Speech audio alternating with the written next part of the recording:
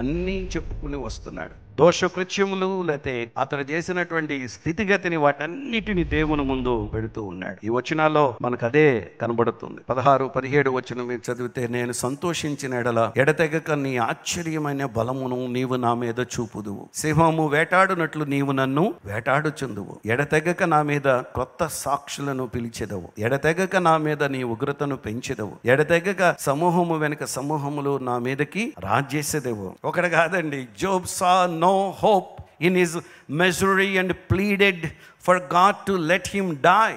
ఇవన్నీ చెప్పుకొస్తున్నాడు. ఇవన్నీ జరుగుతున్న వాటిలో అసలు ఇంకొక మాటలో చూస్తే 16 వచనంలో సింహము వేటాడినట్లు, అంటే ఇక్కడ రిస్టోరేషన్. యోబు ఏం కోరుకున్నాడంటే, నాకు పునరుద్ధరణ కలగాలి, దీనిలోంచి నేను బయటపడాలి. Out of love Jesus can heal and restore you. అంతే కదా, మనం ఒకప్పుడు పాపంలో ఉండగా, దేవునికి దూరం అయి ఉండగా, ప్రభువైన యేసుక్రీస్తు లోకానికి వచ్చి మనలను పాపం నుంచి విడిపించి పునరుద్ధరించి తన ప్రేమతో మనల్ని ఈ రోజున ఇక్కడ కూర్చుండబెట్టాడు. హల్లెలూయా. సింహము వేటాడినట్లు నన్ను వేటాడుచుందువు. యోబు తీవ్రమైన వేదనను అనుభవిస్తున్నాడు గనుక దేవుడు తనకు వ్యతిరేకంగా ఉన్నాడని భావించాడు. ఇదంతా ఎలా ఉందంటే, బాధలో వస్తున్నటువంటి మాటలు ఇవి. అదే మనం అర్థం చేసుకోవాలి. బాధలో ఉన్న వాళ్ళు మళ్ళీ బాధ పెట్టడానికి వెళ్ళకూడదు. వాళ్ళకి కౌన్సిలింగ్ చేయవలసిన, సలహా ఇవ్వవలసిన, ప్రార్థించవలసిన పరిస్థితులు వచ్చినప్పుడు అది ప్రేమతోనే చేయాలి. కష్టాలను గురించి క్రొత్త నిబంధన ఒక సంపూర్ణమైన వివరణ ఇచ్చింది. విశ్వాసి కష్టాల్లో కూడా సంతోషపడవచ్చు అంటుంది. ఇక్కడ చూడండి ఈ బాధ. అందుకే నాతో అమ్మ చనిపోయినప్పుడు పెద్ద పాస్టర్ గారు సంతోషం ఏది పాట పాడించారు. అప్పుడు అది సంతోషంతో కూడింది. శ్రమలు వచ్చినా బాధలు వచ్చినా ఎలా ఉండాలి? సంతోషంతో ఉండాలి. సంతసించును మా హృదయాలు క్రీస్తుతో నడయాడన్, ప్రేమమయుడు యేసురాజు ప్రేమతో మమ్ము పిలువన్. శోధన శ్రమలలో క్రీస్తు యేసుతో సాగెదను. శోధన శ్రమలలో క్రీస్తు యేసుతో సాగెదను. ఆ పాటలో చివరిలో సంతసించును మా హృదయాలు అనాలి. అది ఎలా సంతోషపడతామండి అటువంటి దుఃఖ పరిస్థితులు వచ్చినప్పుడు? కానీ సమాధి మరణించినప్పుడు పాడలేకపోయాను, కానీ జ్ఞాపకార్థ కూటం వచ్చేటప్పటికి పాడగలిగాను. దేవుడు అక్కడ ఏం చేశాడు? హీల్ చేశాడు, మళ్ళీ నిలబెట్టాడు.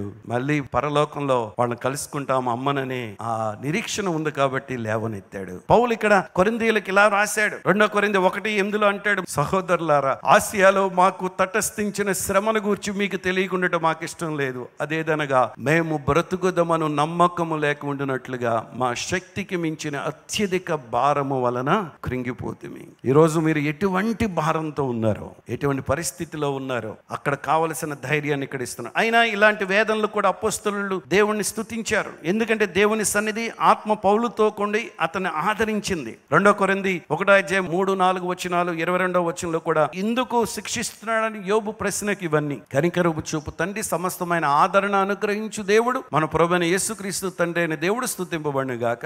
4వ వచనంలో దేవుడు మమ్మను ఏ ఆదరణతో ఆదరించుచున్నాడో, ఆదరణతో ఎట్టి శ్రమలలో ఉన్నవారినైనా ఆదరించుటకు శక్తి గలవారు మగునట్లు ఆయన మా శ్రమ అంతటిలో మమ్మును ఆదరించుచున్నాడు. హల్లెలూయా. శ్రమ అంతటిలో, భారం అంతటిలో ఆదరించేవాడు ఆయన. ఎలా ఆదరిస్తాడు? ఎవరితో ఆదరిస్తాడు? ఎవరి ద్వారా ఆదరిస్తాడు? ఏ విధంగా ఆదరిస్తాడు? మీ ద్వారానే, నా ద్వారానే. మనమే మరొకరికి ఆదరణ కలిగించే పరిచర్య చేయాలి. హల్లెలూయా. ఈ దినాల్లో ఎవరికి ఎటువంటి పరిస్థితి, శ్రమ, బాధ, కష్టం, ఇరుకు, ఇబ్బందులు వచ్చినా ఆదరించేవారుగా దేవుడు నిన్ను, నన్ను, మన కుటుంబాలను, మన సంఘములను దేవుడు చేయనుగాక. అంతే. ఎక్కడ విరామం లేకుండా ఖాళీ దొరికినప్పుడల్లా ఎవరికి ఎక్కడ ఏది అవసరమో, ఎవరు ఇబ్బంది పడుతున్నారో, బాధపడుతున్నారో పరిగెట్టండి వాళ్ళ దగ్గరికి. మీరు పరిగెట్టలేకపోతే మాకు చెప్పండి, మేము వెళతాం. మీరు వెళ్ళండి, మేము వెళతాం. అందరం వెళ్ళి ప్రజలను ఆదరిస్తేనే ప్రజలకు కావలసినటువంటి ఆ జవాబు, వాళ్ళ ప్రశ్నలకు జవాబు దేవుని దగ్గర నుంచి వస్తుంది. ఇక్కడ కూర్చుని మనం దేవుని సందలిలా ఆరాధన చేసుకుంటూ చక్కగా మన కార్యక్రమాలు చేసుకుంటే టైం వెళ్ళిపోతూ ఉంటుంది. కానీ ప్రజలు ఆదరణ లేక కృంగిపోతూ బాధల్లో నలిగిపోతున్న ప్రజలు అలాగే ఉండిపోతారు. వాళ్ళను ప్రభు కొరకు నడిపించవలసిన బాధ్యత, మీ చుట్టూ ఉన్నటువంటి వాళ్ళు, మీ పరిసర ప్రాంతాల్లో ఉన్నవారిని ప్రభు కొరకు నడిపించవలసిన బాధ్యత మన మీద ఉంది. 2 కొరింథీ 1:22 ఆయన మనకు ముద్ర వేసి మన హృదయంలో మనకు ఆత్మను, సంచకరువును అనుగ్రహించి ఉన్నాడు. పౌలు బాధల్లో మహిమ ఏమిటంటే క్రీస్తు శ్రమలలో పాలువాడిగా ఉండటమే. ఆమేన్. 2 కొరింథీ 1:5, 4:10, ఫిలిప్పీ 3:10, కొలస్సీ 1:24, 1 పేతురు 4:13 ఈ వచనాలన్నిటిలో 2 కొరింథీ 1:5లో కూడా ఇలాగే చెప్పుకొస్తాడు. ఆ రిఫరెన్స్లన్నీ ఉన్నాయి. క్రీస్తు యొక్క శ్రమలు మా యందు ఎలాగో విస్తరించుచున్నావో అలాగే క్రీస్తు ద్వారా ఆదరణయు మాకు విస్తరించుచున్నది. హల్లెలూయా.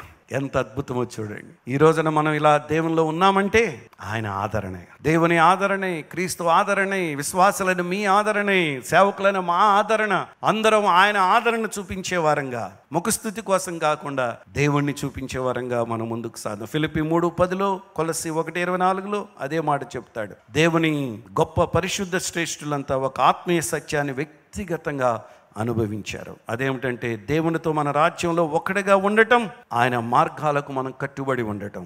ఈ రోజున దేవుని సన్నిధిలో మరింత విశ్వాసంతో ముందుకు సాగు. With faith Jesus can restore you including your lost health. విశ్వాసంతోనే మనం ఏదైతే పోగొట్టుకున్నామో అదంతా పొందుకుంటాం, ఈవెన్ దో ఆరోగ్యమైన. ఎటువంటి అనారోగ్యంతో మీరున్న ఈ 40 daysలో మీకు దేవుడు మరింత ఆరోగ్యం అనుగ్రహించును గాక. Hallelujah. You cannot earn God's healing through your works.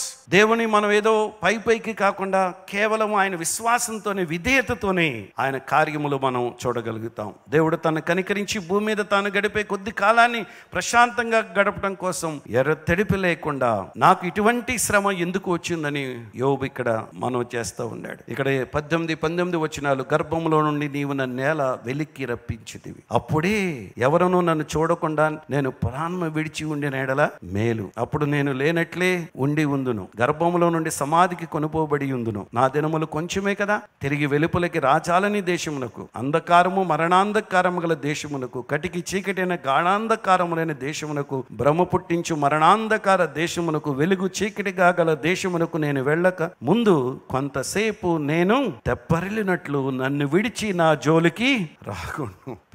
పిల్లవాడైపోయాడు పావు. బాధలో పిల్లలు కొన్నిసార్లు ఏం పేచి పెడతారో తెలియదు కదా, వాళ్ళకి తెలియక అది బాధలో కూడా ఆ బాధలో తట్టుకోలేక, అది తెలియకైతే ఇక్కడ బాధను తట్టుకోలేక అటువంటి బాధలో యోబు ఈ మాటలు పలుకుతూ ఉన్నాడు. గాఢాంధకారం ఉంది, మరణాంధకార జీవితం గురించి సుదీర్ఘ వర్తన చేస్తూ యోబు దాన్ని గాఢాంధకార దేశము, యోబు మాటలో నిరాశ మరణాంతరం స్థితిని గురించి నాటి పరిస్థితిని ఇక్కడ వివరిస్తున్నాడు. ఇక్కడ ఇంకొక మాట, Job assumed that God had turn against him and therefore wanted to die.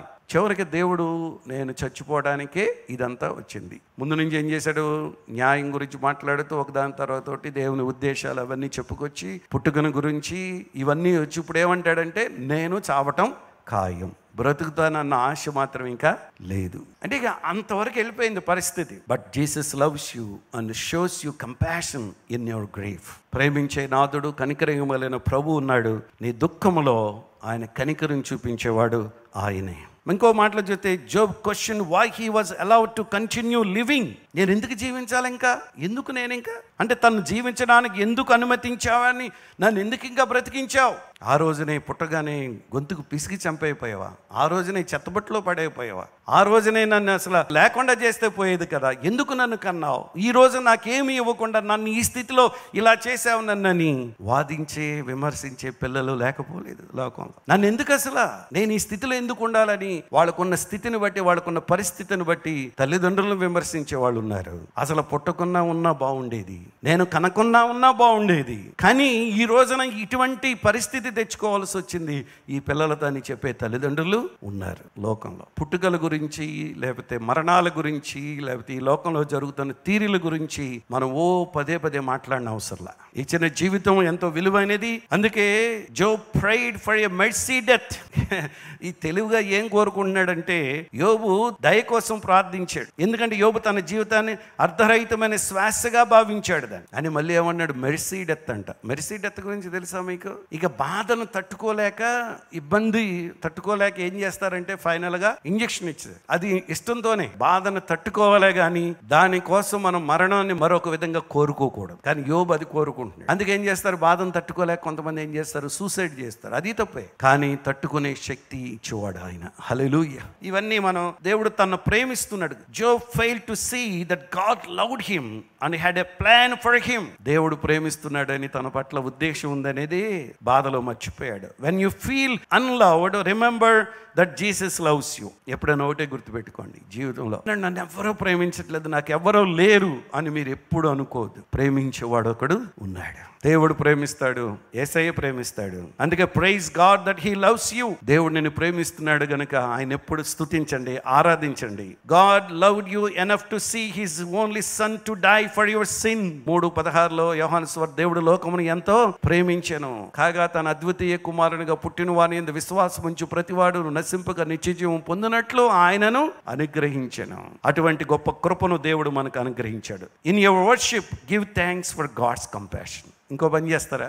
మీరు ఆరాధించేటప్పుడు, ప్రార్థించేటప్పుడు దేవుని కనికరాన్ని ఎక్కువగా తలుచుకోండి. దేవుని ఆ దయను, కనికరాన్ని, గ్రేస్. అందుకే మనం కృప మీద పాటలు, ప్రేమ మీద పాటలు, కనికరము గురించిన పాటలు మనం పాడుతున్నప్పుడు దాన్ని ఆస్వాదించండి, దాన్ని పొందుకోండి, దేవుని మీద ఆధారపడండి. అందుకే అంటాడు నిర్గమకాండం 34:6 అతని ఎదుట యెహోవా అతని దాటి వెళ్ళుచు, యెహోవా కనికరము, దయా, దీర్ఘశాంతము, విస్తారమైన కృపా సత్యములు గల దేవుడైన యెహోవా అంటాడు. 86వ కీర్తన 5వ వచనంలో కూడా అంటాడు, ప్రభువా నీవు దయాళుడవు, క్షమించుటకు సిద్ధమైన మనసు గలవాడవు, నీకు మొరపెట్టి వారందరి ఎడల కృపాతిశయము గలవాడవు అన్నాడు. హల్లెలూయా. కొత్త నిబంధనలోకి వస్తేనేమో వాక్యాలన్నీ ఇలా ఉంటాయి, యోబు మాటలు చూస్తేనేమో అలా ఉంటాయి. నాకెవరో లేరు, నన్ను ఎవరో పట్టించు, బాధ, వేదన, ఆ పరిస్థితులు. And finally hope. Jesus offer you to hope of an eternal life of joy. Finally, Job assumed that he was going to a place of eternal darkness and saw no point to delaying the inevitable. ఒక శాశ్వతమైన చీకటి ప్రదేశానికి నేను వెళ్ళిపోతున్నాను, అనివార్యమైనటువంటిది ఆ ప్రదేశం, అక్కడికి నేను వెళ్ళిపోతాను, నాకు మిగిలింది ఇంకా అదే అనేసి తేల్చేసుకుంటున్నాడు. కానీ ఇక్కడ మనం చూస్తే Jesus wants you to have hope in eternal life and Joy of haven. కానీ యేసయ్య పరలోకంలో మీకోసం గొప్ప ఆనందంతో కూడినటువంటి జీవితం ఉంది, ఆయన ఎందు విశ్వాసం ఉంచండి ఆయన మనకి ఇక్కడ వాగ్దానం చేస్తున్నాడు. ఈ రోజు దేవుని మీద ఆధారపడదాం. Job pleaded for God to end his observation and scrutiny.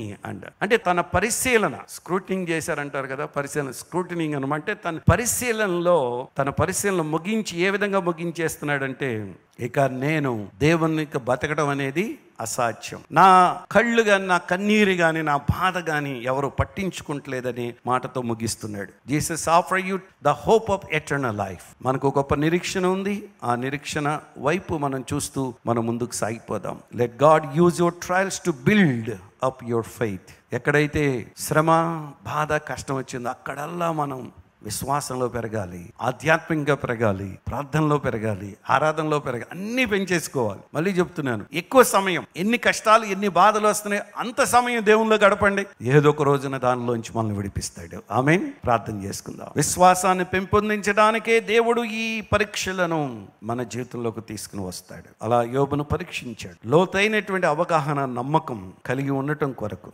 బాధలనేవి శిక్ష కాదని, పరీక్షలని పట్టుదలతో, ఓర్పుతో మరింతగా ఈ దినాల్లో విశ్వాసంలో, మీ పరీక్ష సమయంలో మీ విశ్వాసాన్ని పెంపొందించుకోవడానికి మీరు దేవుని వైపే ఎక్కువ సమయం ప్రార్థనలో, ఎక్కువ సమయం వాక్యములో, ఎక్కువ సమయం దేవుని సన్నిధిలోనే గడపండి. వాటన్నిటిలోంచి గొప్ప విడుదలనిచ్చి, ధైర్యాన్నిచ్చి ఆయన మహిమ కొరకు మనల్ని వాడుకుంటాడు. తండ్రి నీకు వందనాలు. విన్న వాక్యాన్ని మా హృదయంలో ఫలింపచేసి జరగవలసిన ప్రార్థనలో మీరు మాకు తోడుగా ఉండి నడిపించమని వేడుకుంటూ ఉన్నాం. నీ సన్నిధిలో మేము వచ్చి ప్రార్థించినప్పుడల్లా నీ అద్భుతమైనటువంటి న్యాయం, అలాగే నీ అద్భుతమైన న్యాయవాదం, నీ ఉద్దేశాలు, ప్రయోజనాలు, నీ గౌరవాలు, నీ పునరుద్ధరణ, నీ ప్రేమ, నీ నిరీక్షణ, ఇటువంటివి మేము జ్ఞాపకం చేసుకుంటూ యోబు గ్రంథంలోంచి అనేక సంగతులు మళ్ళీ బలపడడానికి, ఒకవేళ మా జీవితంలో పరీక్షలు వస్తే, ఒకవేళ మా జీవితంలో ఇంకా శోధనలు, శ్రమలు, కష్టాలు ఒకవేళ అవి వస్తే వాటిని ఎలా ఎదుర్కోవాలో, ఏ విధంగా జయించాలో మాకు మరొక గొప్ప ధైర్యపు మాటలు ఈ దినాల్లో ఇస్తున్నందుకు నీకు వందనాలు చెల్లిస్తూ మిగిలిన ప్రార్థనలో తోడుగా ఉండమని యేసు నామములో ప్రార్థిస్తున్నాము తండ్రి. ఆమేన్. తండ్రి ప్రేమ, కుమారుని కృప, పరిశుద్ధాత్మ సన్నిధి మనకు తోడై ఉండును గాక. ఆమేన్. God bless you.